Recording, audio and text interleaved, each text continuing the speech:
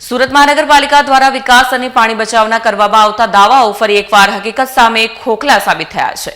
શહેરના પાંદેસરા વિસ્તારમાં આવેલા પિયુષ પોઈન્ટ ખાતે પાલિકાની બેદરકારીને કારણે લાખો લીટર પીવાનું પાણી ખુલ્લેઆમ વેડફાયું હોવાનું સામે આવ્યું છે।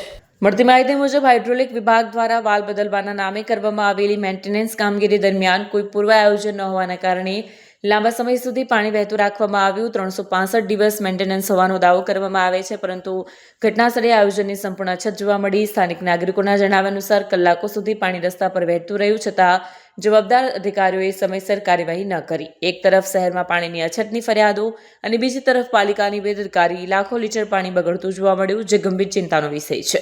પાણી બચાવ અંગે જનતાને જાગૃત કરવાની વાતો કરતી સુરત પાલિકાની પોતાની મેન્ટેનન્સ કામગીરી જ પાણી વેડફાટનું કારણ બની છે।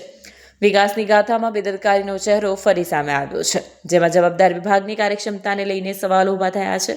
આ સમગ્ર ઘટનાએ પાલિકાના આયોજન પર મોટો પ્રશ્નચિહ્ન મૂક્યો છે। મેન્ટેનન્સના નામે સુરતમાં ખુલ્લેઆમ પાણીનો વેડફાટ થતો હોવાના દ્રશ્યો સામે આવતા નાગરિકોમાં ભારે રોષ જોવા મળી રહ્યો છે। હવે જોવાનું રહ્યું કે પાલિકા બેદરકારી સામે શું પગલાં ભરે છે અને જવાબદાર નક્કી કરે છે કે નહીં।